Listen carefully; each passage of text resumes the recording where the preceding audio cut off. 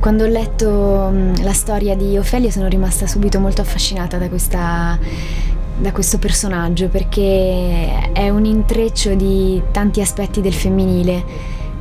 tanto intrecciati che vanno a costituire appunto quasi un'allegoria della figura femminile. C'è una grandissima fragilità perché questa ragazza arriva da uno shock che non conosciamo, che chiaramente è contestualizzato nella guerra,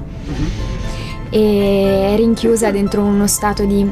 isolamento che la rende molto sensibile ai rumori, alle presenze, ma allo stesso tempo isolata, per cui le sfreccia una macchina a fianco, lei neanche se ne accorge.